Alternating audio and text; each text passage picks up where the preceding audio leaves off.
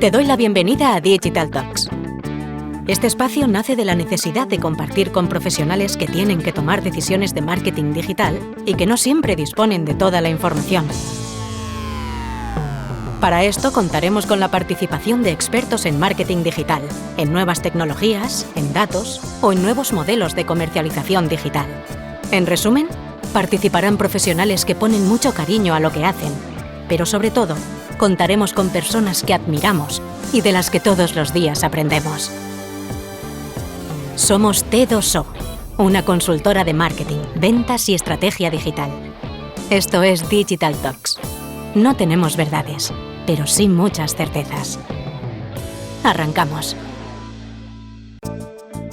Hola, soy Esther Checa y en el episodio de hoy vamos a hablar de lo importante que es que los negocios locales sean fácilmente localizables por los usuarios cuando estos acceden a través de una búsqueda en buscadores, a través de un asistente virtual o a través de los entornos sociales, independientemente de los dispositivos que estén utilizando. Para que nos ayude a tener esta visión, hoy contamos con Fernando Mancha, CEO en WooTech, una compañía de tecnología que trabaja en gestionar la presencia digital a nivel local de empresas que cuentan con un canal de venta físico. Tiene 20 años de experiencia en el mundo del marketing y la consultoría. Es emprendedor de varias startups y cuenta con un máster en Internet Business por la Escuela de Negocios ISDI. Muchas gracias por estar hoy con nosotros, Fernando. Muchas gracias a ti, Esther, y a T2O por darnos la oportunidad de compartir nuestro reto diario en el ecosistema local. Pues fabuloso, Fernando. Vamos a arrancar para tener una visión más de contexto de por qué empezamos a hablar de la importancia de trabajar la presencia y la visibilidad de los negocios locales. Me gustaría conocer el punto de vista que tenéis desde WOO. ¿Cómo veis que la pandemia ha acelerado la necesidad de utilizar los productos digitales para optimizar la presencia física de los negocios? Pues es algo muy común marcar como punto de partida la pandemia, pero yo creo que ya antes de 2020 Google venía dándole notoriedad a lo local. Si recordamos, cuando empieza a crear el ecosistema My Business, el negocio de proximidad, yo creo que ha ido perdiendo visibilidad y eso le ha afectado a Google por el crecimiento que los pure players iban acumulando, ¿no? Los Amazon, Zalando, Shein. Y muchos otros en diferentes verticales que le robaban búsquedas. Pero la realidad es que esas búsquedas que le roban al principal buscador, a Google, estos pure players no pueden competir con la conexión que Google tiene con el ecosistema de proximidad, ¿no? El local. La gran diferencia, desde mi punto de vista, de lo que ocurrió en la pandemia fue que lo local vio la urgente necesidad de conectarse al ecosistema digital, ya que cerrar el principal escaparate con el que trabajaban, y en ocasiones el único, el físico, podía suponer el cierre total del negocio.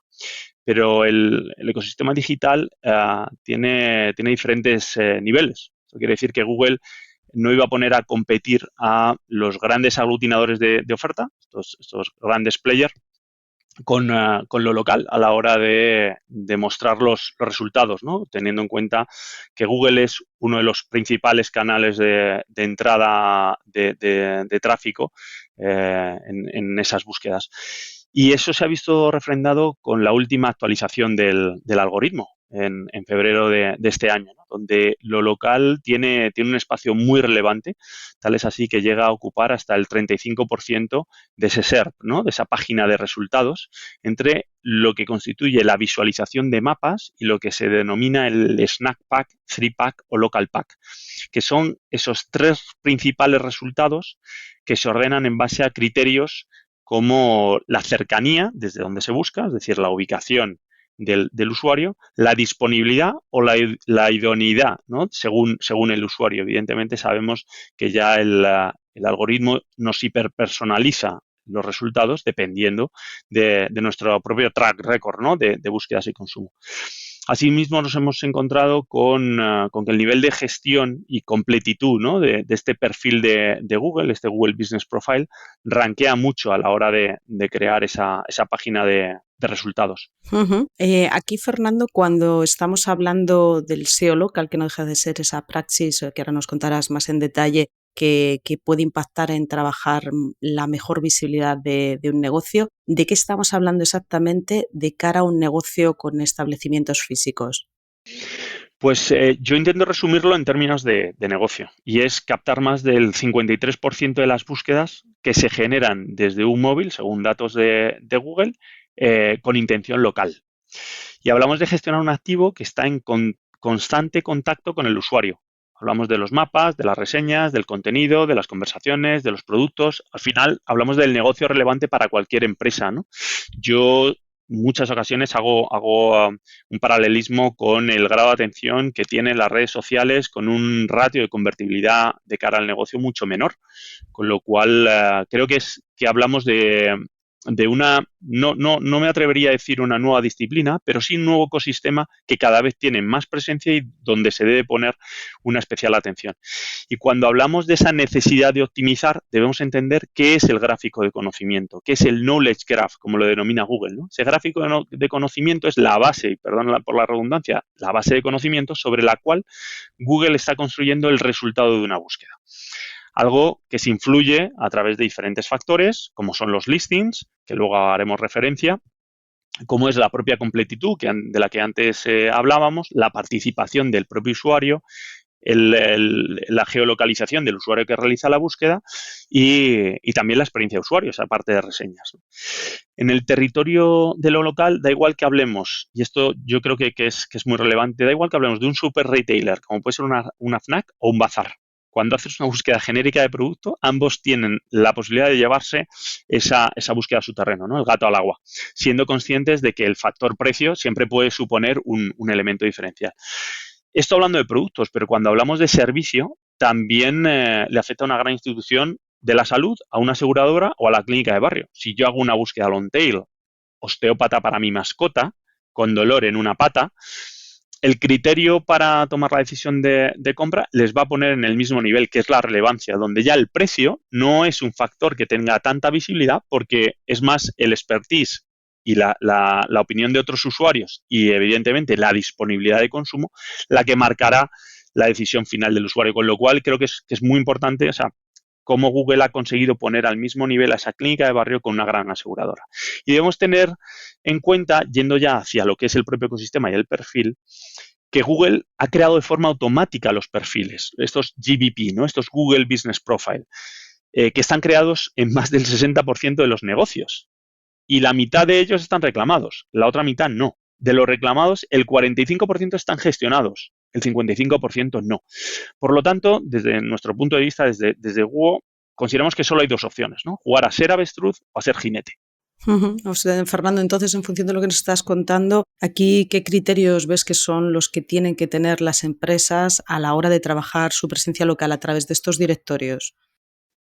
Pues bueno, lo primero es tener presencia local, que suena muy perogrullada, pero la presencia local tiene que estar entendida en términos de lo que nos marca Google, que es la posibilidad de completar un intercambio de bienes o servicios en una ubicación física o en una zona física, porque luego, bueno, hay determinadas salvedades, como puede ser un fontanero, un taxista o una empresa de desatrancos, ¿no? Donde tiene lo que se denomina una service-based area, es decir, una área de servicio en la que presta su intercambio, su servicio. Pero yo creo que una vez salvado que tiene esa presencia física, es construir un ecosistema que ayude a Google a considerarnos como la mejor opción, ¿no? En ese gráfico de conocimiento que hacíamos referencia antes. Y esto es la parte de location, esa ubicación, la parte de la descripción, que es muy relevante, o sea, tener una buena descripción del servicio. Para eso Google tiene varios atributos dentro de lo que es la ficha o el Google Business Profile. Explicar muy bien los servicios que prestamos y, por supuesto, y fundamental, la parte de facts, ¿no?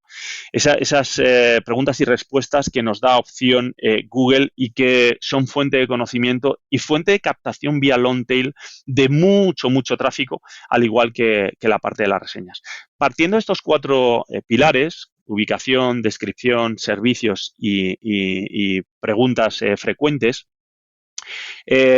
con los datos iguales en todos los publishers, sin olvidar que Google Business Profile es un publisher que cuenta con listing, con ese entramado bien construido de páginas de producto, además asociadas a cada ubicación, el éxito está muy cerca. Y sobre todo, a día de hoy, la diferenciación con la competencia, que creo que es, al final el éxito se mide en términos relativos, con lo cual creo que es lo que nos aproxima con una buena taxonomía como esta.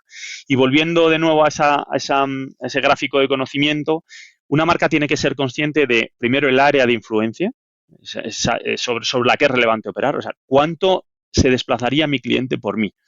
No nos desplazamos lo mismo a por un martillo que a la clínica de un neurólogo, a un fontanero que a comprar comida para nuestra mascota, ¿no? Con lo cual, esa parte de área de influencia de calle, código postal, provincia, hay que tenerlo muy en cuenta. El objetivo que le vamos a pedir también al ecosistema, o sea, puedo pedirle un generarme tráfico a tienda, ese drive to store, ¿no? que denomina Google. O sea, quiero que haya más gente visitando mi punto de venta. Quiero captar datos, que es otra de las vías también que nos ofrece a través de muchas de las funcionalidades el ecosistema. O quiero aumentar los tráficos a la web, dotando de omnicanalidad a mis puntos de venta. El tercer punto es conocer muy bien las tipologías de búsqueda long tail. Antes hacíamos referencia a las preguntas frecuentes y yo creo que eso es muy relevante, esa parte de conocer esas tipologías para dar respuesta ya dentro de ese ecosistema de Q&A, de preguntas y respuestas que nos da Google, ¿no?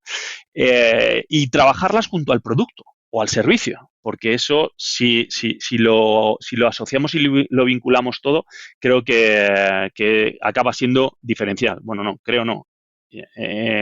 Afirmo que es totalmente diferencial. No es lo mismo buscar o vender una marca exclusiva de producto que puedes encontrar en Ortega y Gasset, en Madrid o en Paseo de Gracia, Barcelona, que un multimarca o un producto genérico.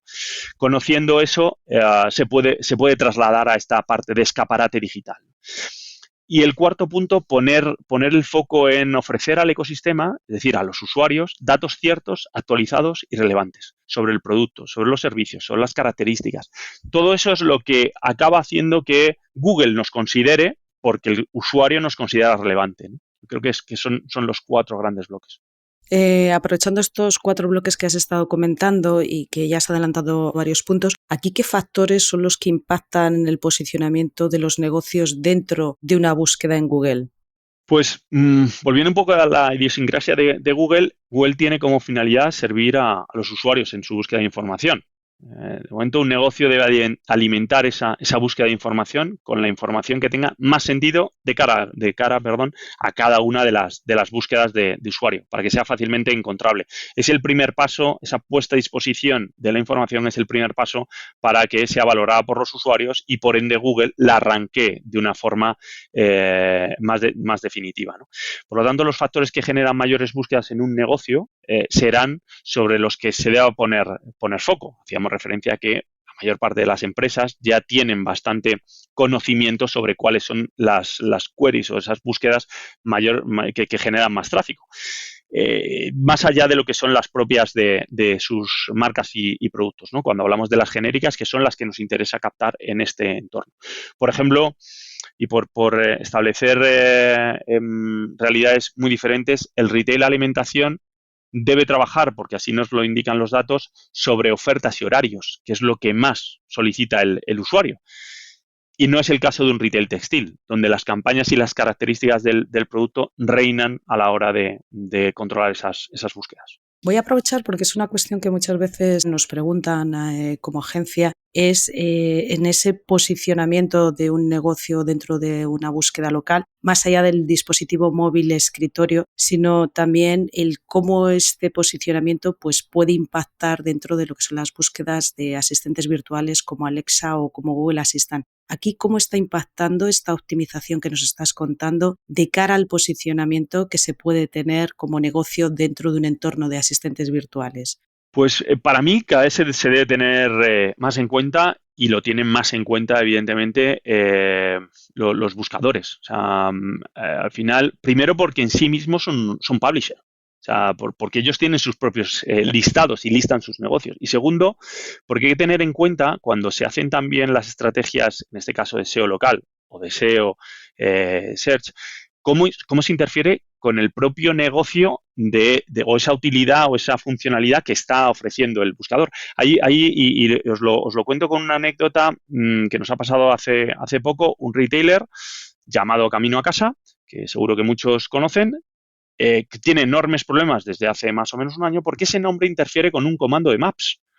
Entonces, es imposible que devuelva un resultado óptimo de negocio, de Drive to Store, de poder dirigirle a la tienda, porque cuando uno intenta dirigirse a través de una búsqueda de voz, que cada vez, bueno, vosotros desde la casa, desde Teosos sois expertos y veis cómo están creciendo enormemente las cifras en el uso de este ecosistema, no le devuelve un resultado óptimo, porque lo que le dice al usuario es, te llevo a casa. Entonces, claro, incluso yendo a ese long tail, camino a casa armario, ¿no? O camino a casa y nombrando algunas de sus tiendas que tienen en la provincia de Madrid. Por concluir en esta parte, yo lo tendría muy en cuenta porque no se debe tener en cuenta, no se debe olvidar que Google Business Profile está bajo el ecosistema de mapas. No es un ecosistema ya de red social, aunque sea una red social, pero está vinculado al ecosistema de mapas y la búsqueda de voz en este ecosistema cada vez es más relevante, teniendo en cuenta que ya lo incorporan incluso los propios coches cuando hablamos de movilidad, pero los propios usuarios desde el móvil se nos invita cada vez más a activar a nuestros asistentes de voz. Aquí ahora mismo, ¿qué directorios digitales estáis viendo que son fundamentales para que un negocio físico trabaje su optimización? Porque estamos hablando mucho de Google, pero más allá de Google, ¿qué otro tipo de directorios veis que son necesarios para cubrir todo este espectro de posicionamiento a nivel de búsqueda local? Pues la verdad es que, a ver, nosotros contamos y trabajamos con más de 350 publishers, ¿no? Entonces, dependiendo de la actividad, los hay que apoyan muy bien ese rank, como puede ser un Silex para textil, un Tiendeo, páginas amarillas para generalista, o un Show Me Local. Nos encontramos con que dependerá mucho de qué tipo de negocio estemos, como decía antes, para poder definir ese directorio que pueda apoyar mejor la búsqueda. Pero trabajar sobre unos cuantos de ellos siempre es relevante porque Google los considera fuente primaria de información, con lo cual debemos tenerlos bien controlados y sincronizados a la hora de hacer las actualizaciones. Hemos hablado mucho de la presencia del negocio físico local en nuestros directorios, pero una pregunta muy recurrente que muchas veces nos hacen es si un negocio que no tiene punto físico puede estar dentro de estos directorios locales. Aquí me gustaría saber si estos servicios digitales, como el producto My Business de Google que nos estás contando, pueden ser utilizados para trabajar la visibilidad de negocios que pueden dar una respuesta local, pero que nacen puramente digitales. Bueno, aquí existe el reto de la omnicanalidad, pero omnicanalidad entendida aquel que tiene un canal físico, evidentemente, pero no se debería intentar jugar a ganar relevancia local, que tiene una limitación geográfica de visibilidad, siendo un pure player, ¿no? Porque, y volvamos a que lo local se define por un radio de acción o de influencia de visibilidad, con lo cual, si yo soy un pure player y mi intercambio es totalmente digital, debo tenerlo en cuenta, ¿no? Aquí hay opciones para aprovechar esos tráficos generados a nivel local, como puerta de entrada a lo digital, y así antes referencia a los service-based area, ¿no? O sea, yo puedo decir que yo estoy prestando, soy un e-commerce y estoy prestando servicio en Madrid y mi estrategia es, bueno, pues tener una serie de ubicaciones físicas que tengo que declararle a Google ese punto físico y que Google me autorice a poder darlo de alta y lo tengo a nivel provincia, ¿no? Pero esto te amplifica el radio de alcance de los resultados de un negocio, pero también es cierto que cuando estamos hablando de un pure player digital, en ocasiones se les queda corto. Es bueno y puede ser en alguna ocasión recomendable, pero se les puede quedar corto para si es bueno como estrategia principal para la captación de visitas, ¿no? Uh-huh.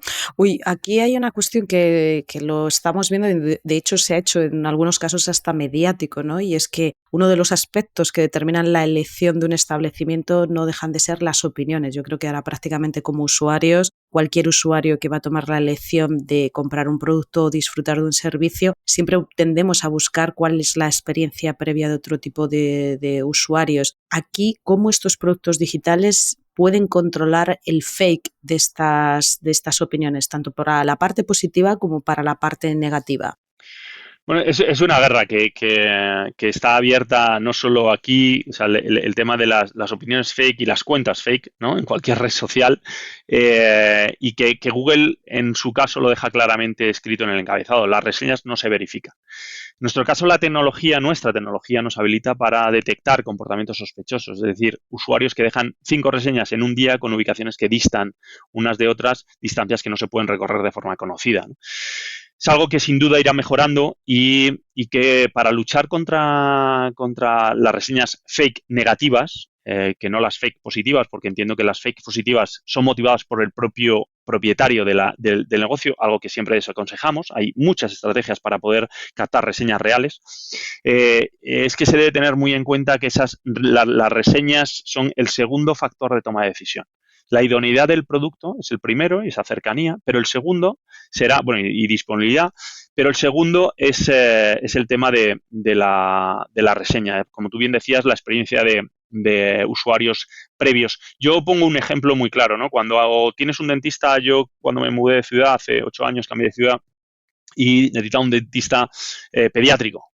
Con hijas pequeñas, los dentistas generalistas me decían, bueno, es que no estoy especializado. Entonces preguntabas, ¿no? a varios papis que estaban en la misma situación y lo que te trasladaban era, pues mira, te paso los datos de mi dentista. Me di cuenta que los datos que me lo pasaban vía la ficha de Google Business Profile. Cuando entraba y veía que el dentista tenía una puntuación de 2,3, ya no me atrevía a ir al dentista. Con lo cual, incluso un negocio recomendado puede ser un negocio baneado por la comunidad.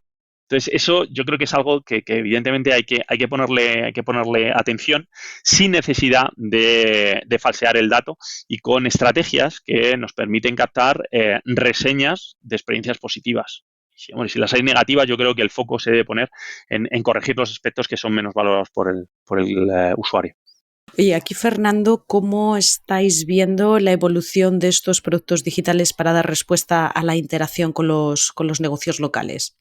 Pues bueno, nosotros con mucha ilusión y me encanta porque es el segundo nivel cuando ya uno tiene bien gestionado el activo en el que se entra, ¿no? Nosotros estamos con algún player en el que ha surgido de la mano del usuario y de su comportamiento natural la incorporación, por ejemplo, del chat, ¿no? de la ficha. Cuando tienes una necesidad como usuario, quieres resolverla cuanto antes. Y la tecnología hoy en día nos habilita, a lo mejor no tanto como soñamos algunos, pero se aproxima bastante. Y en el caso de la activación, por ejemplo, del chat en el ecosistema local, nos parece muy recomendable para aquellos que quieren mejorar esa parte UX con el cliente, ¿no? y con potenciales clientes. Pensemos que estamos ya muy acostumbrados a esa inmediatez y poder apoyar esa inmediatez a través de un bot o incluso atendida por un humano, ¿no? O sea, clientes que tienen un gran número de ubicaciones y que centralizan esas comunicaciones que le vienen ya filtradas, centralizan esas comunicaciones en servicios de atención al cliente. Ese tipo de puesta a disposición o de modelo de relación con el cliente tan inmediato, yo creo que puede ser diferencial. Hay un dato que nos da Google y es que el 60% de los usuarios hacen negocios con aquella empresa que les atendió primero. Por lo tanto, el tiempo se vuelve un driver crítico a nivel negocio. Totalmente de acuerdo. De hecho, la incorporación de la funcionalidad de chat dentro de estos productos digitales es un salto cualitativo que habrá que ver la respuesta también por parte de las marcas de habilitar un nuevo canal, porque no deja de ser un nuevo canal de interacción que tienen que gestionar de alguna forma, pero este último dato que comentas creo que es bastante relevante, ¿no? Es cómo dar respuesta en el momento en el que el usuario lo necesita y la conexión que se produce en esa primera aproximación. Para cerrar, Fernando, y después de lo que nos has estado contando, si una marca que nunca ha trabajado su presencia local tuviese que marcar sus prioridades para el desarrollo de esta visibilidad, ¿qué 4 aspectos aquí ves necesarios para que se capture esta búsqueda local multidispositivo? Pues mira, algo que nos encontramos en clientes que nunca han trabajado la gestión incluso de sus propios activos físicos es primero controlar ese directorio de ubicaciones, ¿no? El directorio propio. O sea, dónde están mis ubicaciones, cuáles están cerradas, cuáles están abiertas, en qué estado están, ¿no? Qué horarios tienen y qué tipología de producto y servicio venden, ¿no?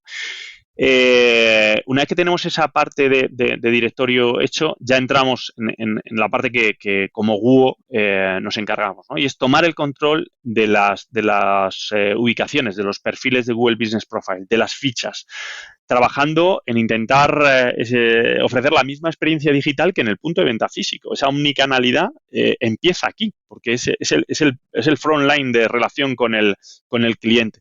Y esto supone algo que, y vuelvo a utilizar la expresión perogrullada, pero que los datos sean ciertos, ¿no? Que el nombre de la ubicación sea cierto, que la dirección esté correctamente marcada, no solo en texto, sino junto con el pin pointer. Recordemos que en base a esa dirección Google nos ubica con unas coordenadas.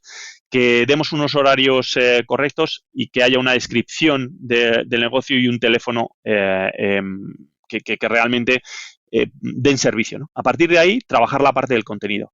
Categorías, preguntas y respuestas, fotografías metaetiquetadas y geolocalizadas y novedades. Con esto ya completado, pasamos a la fase de mantenimiento. El SEO es una carrera de largo plazo. O sea, esto no se debe pensar como me pongo guapo para el evento y después del evento ya me puedo olvidar, ¿no? Aquí ya es la respuesta a las reseñas y la actualización del contenido, ¿no? Las reseñas de los usuarios y las descripciones son los grandes generadores de señales para establecer ese ranking en el que se fija Google, ¿no? Y por último, el reto de la inmediatez. Como tú bien decías antes, esta parte de los chatbots, ¿no? Activar canales de comunicación y servicios integrados, como puede ser el chat y el Free Local Product Listing, ¿no? O sea, esa parte de listar los productos y dar la posibilidad al usuario de comprar online, recogida en tienda, compra con recogida en tienda o directamente comprar en tienda, ¿no? Yo creo que esos son un poco los 4 grandes bloques de trabajo que se deben acometer de forma progresiva, ¿no? Y la gestión de la presencia local, yo por cerrar, creo que es más relevante de lo que se puede considerar. Es un híbrido entre red social, canal de atención al cliente y punto de venta. No gestionarlo adecuadamente es una enorme pérdida de oportunidades, ¿no? Un foco de problemas, porque al final nos encontramos con muchísima crítica y una práctica muy poco recomendable. Sin tecnología también es cierto que es muy complejo sacarle el máximo partido a este ecosistema. Pues totalmente de acuerdo esto último que has estado comentando. De hecho, me quedo con ello y sobre todo porque hemos visto que la pandemia ha acelerado muchísimo la necesidad de visibilizar cada vez más el negocio local, el punto físico, el que el usuario entienda ese punto físico, qué es lo que va a encontrar, cuál es la experiencia y la gestión de negocio a través de estos productos digitales, como nos has estado contando, pues la verdad que se antoja francamente necesario como parte de la estrategia y del control del ecosistema digital de la marca. Así que, Fernando, muchísimas gracias por tu tiempo, por tu conocimiento. Ha sido francamente útil y súper necesario tener este punto de qué es esa parte de estrategia de SEO local, que va más allá de rellenar una serie de datos en una ficha, sino que hay que trabajar con cierta estrategia. Muchas gracias a vosotros, a ti, Esther, y a T2O por darnos la oportunidad de compartir como os decía antes, nuestro reto diario y bueno, y agradeceros también cómo empujáis a la transformación, ¿no? y a la innovación dentro del sector para alcanzar nuevas cotas. Nos volvemos a escuchar en unas semanas. Mientras tanto, puedes leernos en las redes sociales de t2o.com. Estamos en LinkedIn, Twitter y Facebook. Y si quieres volver a escuchar este podcast, lo podrás encontrar en nuestro canal Digital Talks, en Spotify, iVoox, Google Podcast y Apple Podcast.